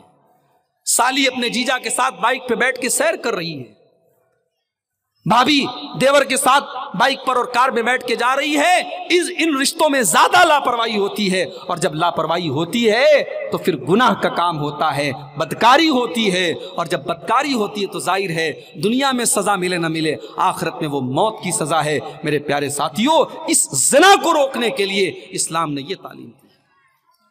یہاں تک اللہ کے نبی نے فرمایا لا تسافرن امرأۃ الا ومعها ذو محرم. عورت سفر نہ کرے مگر کوئی محرم رشتہ دار ساتھ میں ہو. بغیر محرم کے عورت سفر نہ کرے. یہاں تک فرمایا کہ حج اور عمرہ کا سفر بھی بغیر محرم کے عورت نہ کرے. یہ ساری تعلیمات کیوں بتائی گئیں؟ تاکہ زنا کا سماج سے وجود ختم ہو جائے. مگر آج زنا ہو رہا ہے اور اس قدر ہو رہا ہے، شادی کرنے کے لیے 1,00,000 2,00,000 کی ضرورت ہے اور زنا کرنے کے لیے 1,500 روپے کافی. کوئی بستی ایسی نہیں، کوئی شہر ایسا نہیں، کوئی گاؤں ایسا نہیں جہاں آج مسلمان لڑکی اور لڑکیاں اس غلط کام میں ملوث نہ ہو. میرے پیارے ساتھی، میرے پیارے بھائیو، اگر زنا کو روکنا ہے آپ نکاح کو آسان کیجئے، لڑکے لڑکیوں کی صحیح ٹائم پر شادی کر دیجئے اور رسم و رواج سے اپنے آپ کو دور کیجئے. دیندار گھر کا رشتہ مل جائے تو جلدی سے نکاح کر دیجئے. اللہ کے نبی فرماتے ہیں اذا خطب الیکم ممن ترضون دینہ وخلقہ فزوجوہ. جب تمہاری لڑکی کے لیے کوئی اچھا رشتہ مل جائے تو جلدی سے اپنی لڑکی کی شادی اس سے کر دو. اگر تم ایسا نہیں کرو گے تکن فتنۃ فی الارض وفساد عریض، تو زمین کے اندر بہت سارا فتنہ پھیل جائے گا اور فساد پھیل جائے گا. اور فساد اس قدر پھیل چکا ہے کہ آج روزانہ اس طریقے کی خبریں آ رہی ہیں کہ مسلمان لڑکیاں آج غیر مسلموں کے ساتھ بھاگ رہی ہیں، فرار ہو رہی ہیں، ان کے ساتھ عشق اور محبت کا چکر چلتا ہے، اس کے بعد اس سے شادی کرتی ہیں اور اسلام کو چھوڑ کر کے غیر مسلم کے مذہب میں داخل ہو جاتی ہیں. اور یہ خبر کسی ایک جگہ سے نہیں آ رہی ہے، کلکتہ سے بھی آ رہی ہے، مالدہ سے بھی آ رہی ہے، بنارس سے بھی آ رہی ہے، دلی اور ممبئی سے بھی آ رہی ہے. پورے بھارت میں اس طریقے کی پلاننگ کی جا رہی ہے. میرے پیارے ساتھیوں، بچا لو اپنی قوم کی بیٹیوں کو، بچا لو اپنی بچیوں کو. بڑی پلاننگ کے ساتھ جال کو بنا گیا ہے اور بڑی گہری سازش رچی گئی ہے. اپنی لڑکیوں کو بچا لو، ان کو بتاؤ پردہ کیا چیز ہوتی ہے، ان کو بتاؤ کہ عزت و آبرو کیا چیز ہوتی ہے. اور ہم نے اور آپ نے تو بڑا غضب یہ کیا ہے کہ آج مسجد میں جمعہ کی نماز ہوتی ہے، عورتوں کے لیے مسجد میں انتظام نہیں ہوتا. آپ کیا ہے کہ نہیں انتظام؟ اگر ہے تو بہت اچھی بات ہے، اگر نہیں ہے تو میرے بھائیوں آپ انتظام کروائیے. بھی مسجد کے لیے آپ چندہ کر رہے ہیں، مسجد میں آپ جس طریقے سے مردوں کے لیے انتظام کرتے ہیں عورتوں کے لیے بھی انتظام کیجیے. رمضان کا مہینہ آ رہا ہے، تراویح کی نماز کے لیے آپ عورتوں کا پردے کے ساتھ انتظام کیجیے. عید کی نماز میں تو بالکل ضروری ہے آپ عورتوں کا انتظام کیجیے. آج افسوس کی بات ہے بنگال اور جھارکھنڈ کے بہت سارے علاقوں میں اہل حدیث مسجدوں میں عورتوں کے لیے انتظام نہیں. ہماری عورتوں کو دین کی بات کون بتائے گا؟ جلسے تو سال میں ایک بار ہوتے ہیں اور جلسوں میں آدھی باتیں لوگ سنتے ہیں، آدھی بات ہوا میں اڑا دیتے ہیں. جمعہ کا آدھا گھنٹے کا خطبہ ہوتا ہے، امام صاحب بڑی تیاری اور محنت کر کے دین کی باتیں بتاتے ہیں. وہ باتیں ہم اور آپ جس طریقے سے سنتے ہیں، ہمارے گھر کی یہ بہو بیٹیاں، ہماری مائیں بہنیں، ان کا بھی سننا بہت ضروری ہے میرے بھائیوں. اور اپنی بچیوں کو صرف قرآن مت پڑھاؤ، صرف مولوی صاحب اور حافظ جی کو بلا کر قرآن پڑھا لینے سے کام نہیں چلے گا، ان کو دین کی موٹی موٹی باتیں بھی بتانا ضروری ہے۔ اس پر ابھی سے محنت شروع کر دو، ورنہ آنے والے دنوں میں بہت پچھتانا پڑے گا۔ اللہ نے فرمایا وَلَا تَقْرَبُوا الزِّنَا، تم زنا کے قریب بھی نہ جانا، إِنَّهُ كَانَ فَاحِشَةً وَسَاءَ سَبِيلًا، یہ زنا بہت ہی گندا راستہ ہے، بہت ہی برا راستہ ہے۔ اس کے بعد فرمایا وَلَا تَقْتُلُوا النَّفْسَ الَّتِي حَرَّمَ اللَّهُ إِلَّا بِالْحَقِّ، اور تم کسی نردوش کی ہتیا نہ کرنا، کسی بے قصور کو قتل نہ کرنا۔ او میڈیا والوں، تم نے اسلام کو آتنکواد سے جوڑنے کے تو بہت سارے تم نے راستے نکالے، کبھی قرآن کی ان آیتوں کا مطلب بھی تو پبلک کے سامنے بتاؤ۔ اسلام اگر آتنکواد کا مذہب ہوتا، اسلام اگر دہشت گردی کی تعلیم دیتا، تو قرآن کی ان آیتوں کا کیا مطلب ہے؟ اللہ کہہ رہا ہے وَلَا تَقْتُلُوا النَّفْسَ الَّتِي حَرَّمَ اللَّهُ إِلَّا بِالْحَقِّ، جس کو قتل کرنے کا آدیش اللہ تعالیٰ نے نہیں دیا ہے، کسی نردوش کسی بے قصور کی ہتیا کرنے کی اجازت نہیں ہے۔ اور اگر کسی نے کسی کو قتل کیا ہے، آج تو ذرا ذرا سی بات پہ قتل ہو جاتا ہے، اخبار میں خبر آتی ہے 1000 روپے کے لیے 2000 روپے کے لیے عورت کے سونے کی لاکٹ کے لیے اس کا ہتیا کر دیا، اس کا قتل کر دیا جاتا ہے۔ اسلام کا قانون کتنا کٹھور ہے اس معاملے میں، اگر کسی نے کسی کو قتل کر دیا ہے تو قاتل کو بدلے میں قتل کیا جائے گا۔ اسلام میں جان کے بدلے جان ہے، قتل کے بدلے قتل ہے۔ اگر آپ نے کسی کو قتل کیا ہے تو مقتول کے بدلے قاتل کو قتل کیا جائے۔ وَمَنْ قُتِلَ مَظْلُومًا فَقَدْ جَعَلْنَا لِوَلِيِّهِ سُلْطَانًا فَلَا يُسْرِفْ فِي الْقَتْلِ إِنَّهُ كَانَ مَنْصُورًا، اور جس کو مظلومانہ طریقے سے قتل کیا گیا ہو، جس کے اوپر ظلم کیا گیا، اس کو قتل کیا گیا ہو، ہم نے اس کے گھر والوں کو یہ اتھارٹی دی ہے، یہ حق دیا ہے کہ وہ قصاص بھی لے سکتے ہیں، وہ بدلے میں چاہیں تو اس قاتل کو قتل کروا سکتے ہیں، اور اگر معاف کر دیں تو دیت لے کر کے، اس کا معاوضہ لے کر کے، جو اسلام نے معاوضہ طے کیا ہے وہ معاوضہ لے کر کے چھوڑ سکتے ہیں۔ اسلام میں دونوں آپشن ہیں، قاتل کو قتل بھی کیا جا سکتا ہے، اور اگر جس کو قتل کیا گیا ہے، جس کی ہتیا ہوئی، اگر اس کے گھر والے تیار ہیں تو پھر اس کو پیسہ دے کر کے معاف بھی کیا جا سکتا ہے۔ اب 2-4 باتیں اور رہ گئی ہیں، جلدی جلدی سن لیجئے، مجھے بھی ابھی سفر پہ نکلنا ہے، تھکا آ رہا ہوں اور 12:15 کے قریب ہو رہے۔ یہ قتل کرنے کی بات کرنے کے بعد اللہ نے ایک عجیب بات کہی، اللہ نے فرمایا وَلَا تَقْرَبُوا مَالَ الْيَتِيمِ إِلَّا بِالَّتِي هِيَ أَحْسَنُ، اور یتیم کے مال کے قریب نہ جانا۔ جس بچے کے باپ کا انتقال ہو گیا ہے، جو اناتھ ہے، جو یتیم ہے، اس یتیم کے مال کے قریب نہ جانا، اس یتیم کے مال کو ناجائز طریقے سے نہ کھانا، یہاں تک کہ جب وہ یتیم بچہ جوان ہو جائے، بالغ ہو جائے، تب اس کا مال اس کو دے دینا، اس کی رقم اس کو دے دینا، اس کے باپ نے جو پیسہ چھوڑا تھا وہ پیسہ اس کو دے دینا۔ وَأَوْفُوا بِالْعَهْدِ، اور اے مسلمانوں تم وعدے کو پورا کرنے والے بنو، تم زبان کے پکے بنو۔ إِنَّ الْعَهْدَ كَانَ مَسْئُولًا، اللہ تعالیٰ کیا وعدے کا سوال کیا جائے گا۔ آج کاروبار کی دنیا میں، ابھی مٹیا برج میں میرا آج جمعہ کا خطبہ تھا، پورا کاروباری علاقہ ہے، وہاں کے لوگ بتاتے ہیں کہ مولوی صاحب مال لینے کے لیے غیر مسلم آتا ہے، تاؤ سے پیسہ پھینکتا ہے، مال خریدتا ہے، مسلمان آتا ہے لمبی داڑھی لگا کے، ٹوپی لگا کے، ماتھے پہ سجدے کا نشان، ہم متاثر ہو جاتے ہیں، پربھاوت ہو جاتے ہیں، مال دے دیتے ہیں، کہتا 2 مہینے میں پیمنٹ دے دوں گا، 2 مہینے کے بعد موبائل سوئچ آف۔ کا جتنی بڑی داڑھی ہے اور جتنا حلیے سے دیندار ہے اتنا ہی بڑا فراڈ کرتا ہے، اور ہم کو تکلیف ہوتی کہ ہمارا مسلمان بھائی ایسا کرتا ہے۔ آج پورے بھارت میں ہمارے اوپر ایسے ہی لات جوتے نہیں پڑ رہے ہیں، ہم نے اپنی زبان کی ویلو کو کھو دیا ہے میرے پیارے ساتھی۔ مسلمان اپنے وعدے کا پکا ہونا چاہیے۔ وَأَوْفُوا بِالْعَهْدِ، وعدے کو پورا کرنے والے بنو۔ إِنَّ الْعَهْدَ كَانَ مَسْئُولًا، اللہ تعالیٰ کیا تمہارے وعدے کا سوال کیا جائے گا۔ وَأَوْفُوا بِالْكَيْلِ إِذَا كِلْتُمْ، اور جب تم کوئی سامان تول کر کے دو، ناپ کر کے دو، تو پورا پورا ناپ کر کے دو۔ وزنوا بالقسطاس المستقیم، اور صحیح ترازو پر سامان کو تول کر کے دو۔ ذالک خیر واحسن تاویلا، تم سامان صحیح تول کر کے دو گے تو اسی میں تمہارا انجام اچھا ہے۔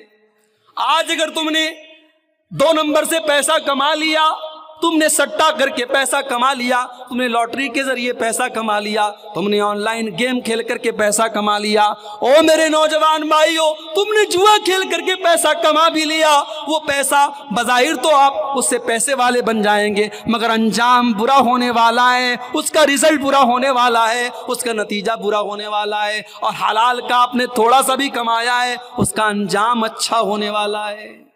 حرام کمائی کا انجام اچھا نہیں ہے میرے بھائی، اس لیے حرام سے بچو، بے ایمانی سے بچو، چوری سے بچو۔ اسلام تو وہ دین ہے، اللہ کے نبی مارکیٹ میں جاتے ہیں، ایک صحابی کی اناج کی دکان ہے، غلے کی دکان ہے، غلے کے اندر اللہ کے نبی نے ہاتھ ڈالا، اندر اناج بھیگا ہوا ہے۔ آپ نے کہا یہ بھیگا ہوا اناج کیسا ہے؟ صحابی نے کہا اللہ کے نبی بارش ہو گئی تھی، اناج بھیگ گیا تھا۔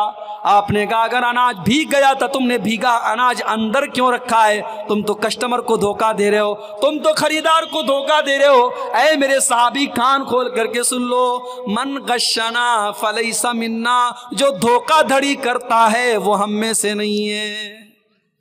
اس لیے دھوکہ دھڑی کرنا، ناپ تول میں کمی کرنا، ڈنڈی مارنا، یہ مسلمان کا شیوا نہیں ہونا چاہیے۔ اللہ نے کہا جب سامان تول کے دو، صحیح ترازو پہ تول کے دو، پورا سامان تول۔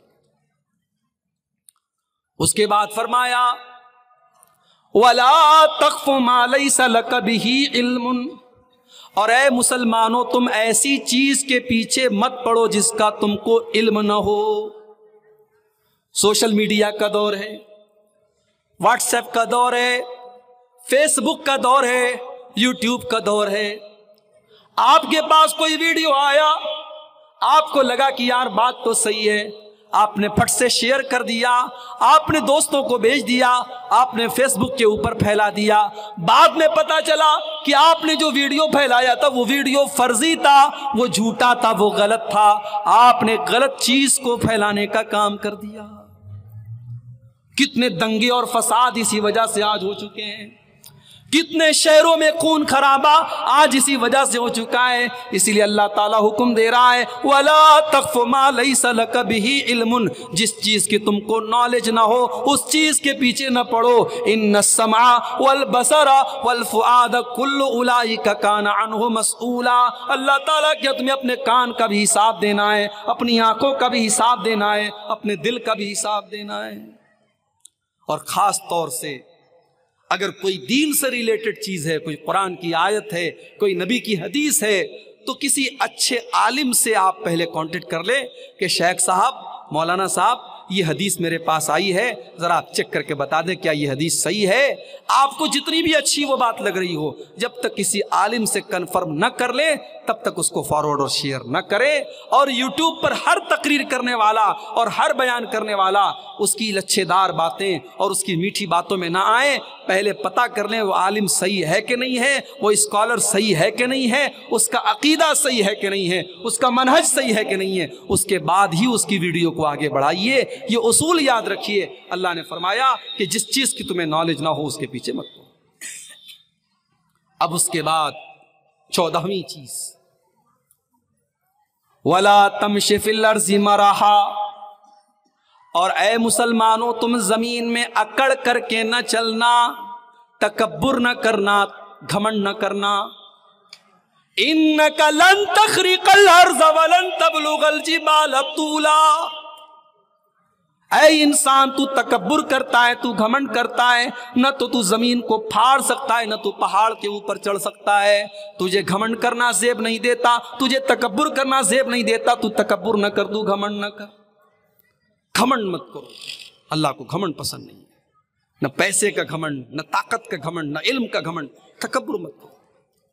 اب اس کے بعد 15ویں چیز، اللہ نے یہ 14 چیزیں بیان کر کے فرمایا کُلُّ ذَلِكَ كَانَ سَيِّئُهُ عِندَ رَبِّكَ مَكْرُوهًا، اے میرے بندو یہ جتنی باتیں بیان کی گئیں یہ ساری کی ساری باتوں میں جو بری باتیں ہیں وہ تمہارے رب کو بہت ناپسند ہیں.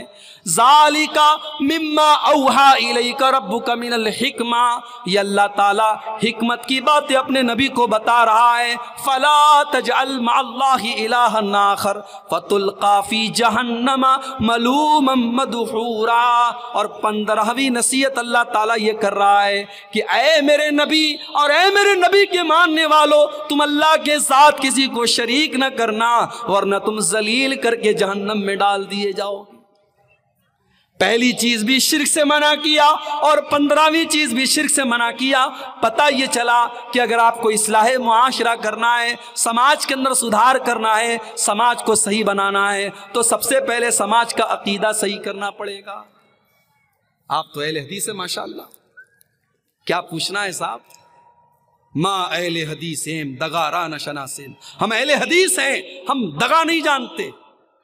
ارے کہے کہ اہل حدیث ہیں، ہم اہل حدیث ہونے کے باوجود اگر آج تک ہماری مسجد میں جمعہ کے دن 2 اذان ہو رہی ہے تو پھر ہمیں اور آپ کو اپنے آپ کو اہل حدیث نہیں کہنا چاہیے. جب ہمارے سامنے ہمارے نبی کا اسوہ موجود ہے، ہمارے نبی کا نمونہ موجود ہے کہ نبی کے دور میں 1 اذان ہوتی تھی، عثمان غنی رضی اللہ عنہ کے دور میں 2 اذان ہوئی تھی، ایک خاص مقصد کے تحت ہوئی تھی. آج اس کی ضرورت بھی نہیں ہے، لاؤڈ اسپیکر کا کام ہے، پورے محلے میں سب کو پتہ چل جائے گا. آج اگر 2 اذان ہو رہی ہے تو میرے بھائیوں اس کا مطلب کہ کہیں نہ کہیں قرآن و حدیث پر عمل کرنے کے معاملے میں ہم اور آپ پیچھے. اسی طریقے سے مجھے یہاں کے کچھ بھائیوں نے بتایا کہ فرض نماز کے بعد اجتماعی دعا نہیں ہوتی ہے، لیکن کچھ لوگ بڑی تکلیف میں رہتے ہیں، مولوی صاحب تھوڑا دعا کرا دیجیے. یقیناً آپ دعا کر سکتے ہیں. دعا نماز پڑھنے کے بعد اگر آپ کو اللہ سے کچھ مانگنا ہے، آپ کا پرسنل میٹر ہے، آپ کا ذاتی معاملہ ہے، آپ اللہ سے مانگ سکتے ہیں دعا، کوئی مسئلہ نہیں ہے. مگر 2 بات یاد رکھیے. ایک ہوتی ہے اجتماعی دعا، امام صاحب نے ہاتھ اٹھایا، سب لوگوں نے ہاتھ اٹھایا، امام صاحب دعا کر رہے ہیں، باقی سب لوگ آمین کہہ رہے ہیں. یہ جو شکل ہے فرض نماز کے بعد یہ شکل ثابت نہیں ہے نبی سے. اجتماعی دعا کا ثبوت نہیں ملتا.